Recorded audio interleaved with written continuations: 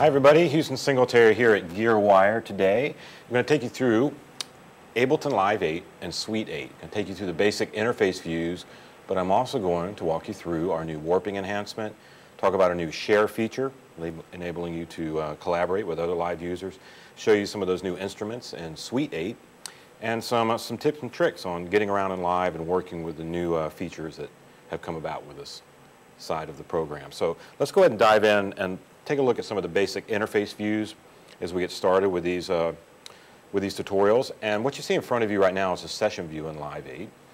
And if I hit my tab key, we have our arrangement view.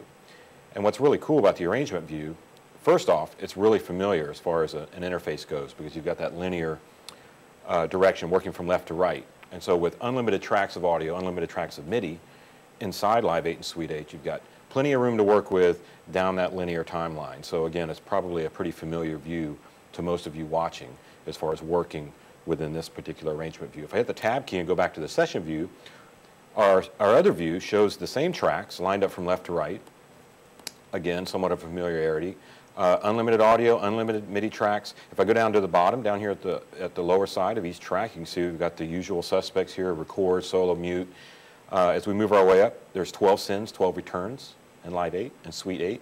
And if I go over here to the right side, follow my cursor, click on I/O, and I/O opens up our I/O window, our ins and outs.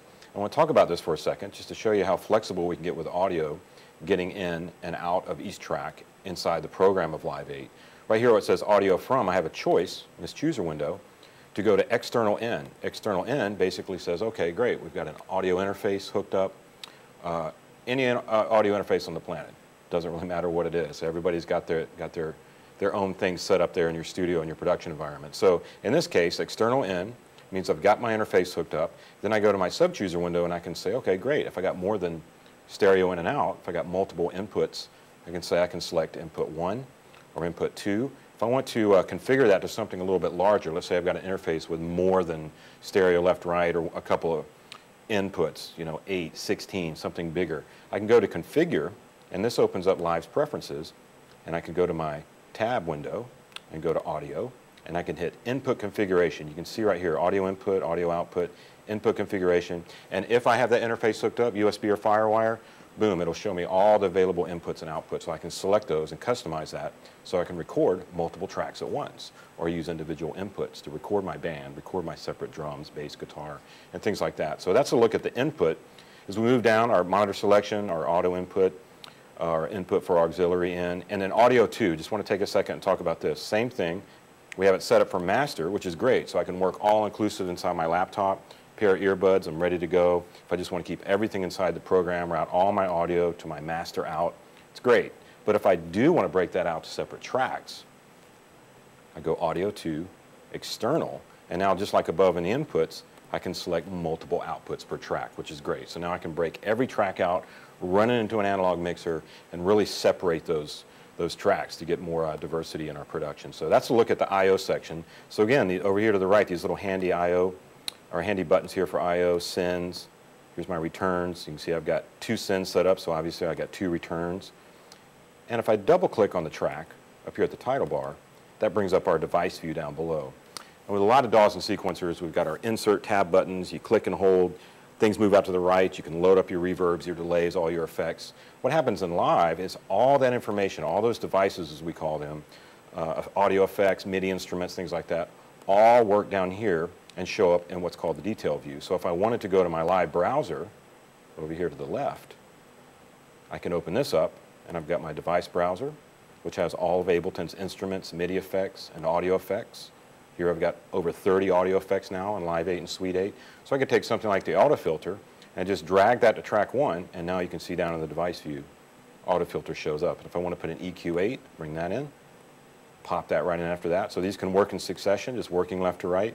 So it's a little bit different way to look at your inserts, if you will, if you look at your effects, but it's a really handy way to keep things nice and tight down below with a strategic interface view just like that. So I can fold these up, I can switch them around, I can put the EQ8 in front of the auto filter. I can also group these, turn these into device racks, things like that. So that's a look at our device view down below, and I can just double click that again on the browser, close that back up.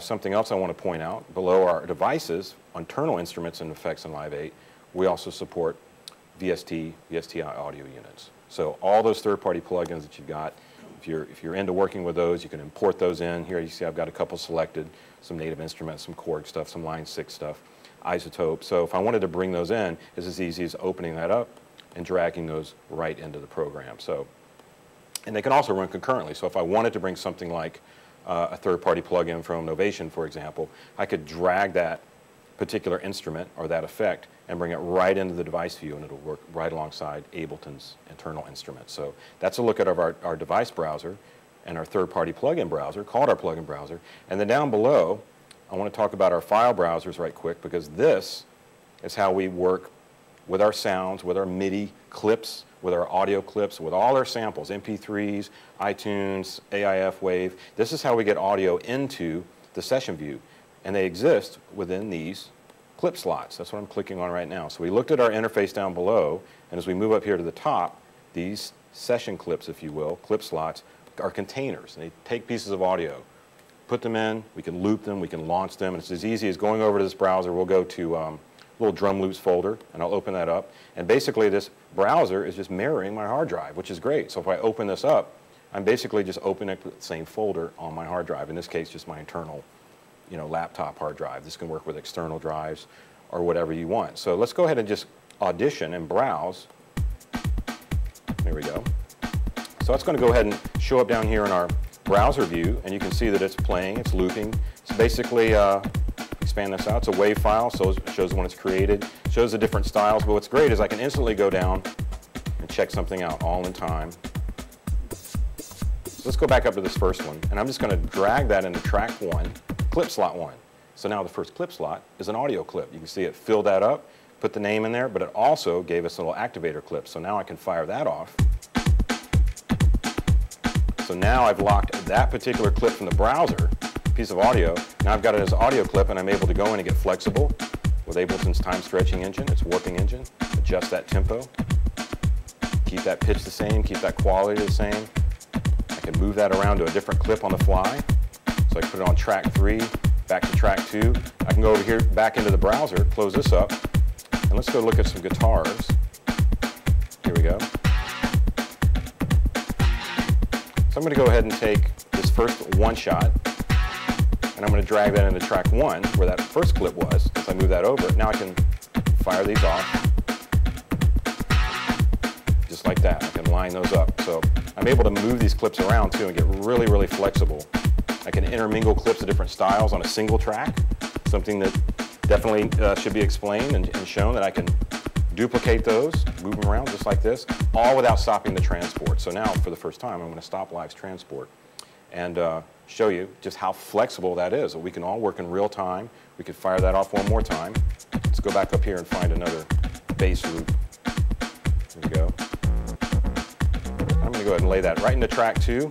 I'm going to go ahead and wait for the downbeat. Here we go. 1, 2, 3, 4. Now the bass. It's going to fire off the downbeat. The reason that works so well is because we've got the global quantize up here at the top, which basically quantizes my start my play button, and when I activate a clip, so everything's going to come in on the bar. Let's show you that one more time. Let's go ahead and stop the bass. Keep an eye on our counter up here, and I can just start right in the middle of a bar, and it's going to wait, and boom, there it goes. So it lets me really get flexible with some of these different loops, if you will. Go over and browse. A couple of more here. Drag this in, track 3, so now we got a third clip, comes in on the downbeat. What if I wanted to switch my global quantize to 16th? And I could do things like this. We'll stop it, stop these clips. Now watch how quickly I can access the drum loop now that I've got it on 16th on my play start, my global quantize. So I'm just clicking my mouse over and over again to really fire those off, which is really wonderful once you get into controlling these through MIDI controllers and things like that. So I'll put it back on a bar because I want to show you one more thing in this particular tutorial on clips. What if I want to launch all 3 of these clips at once? I've got track 1, track 2, track 3, 3 different style clips laid across the first clip slots. Well, it'd be kind of difficult to get in there and really launch all those at once unless I had some kind of three-way mouse or something like that. So if we go over here to the far right, in the master section, where our master audio is coming up from all the tracks, we also have these handy little launch buttons there. And this launches what's called a scene. And you can see each scene is a row from left to right for all those particular clips along that row. So I'll, just like that. So I'll launch this scene. If I want to go down and launch the next scene, it'll just play this single clip because that's the only one on that row. Here we go. And back to scene one.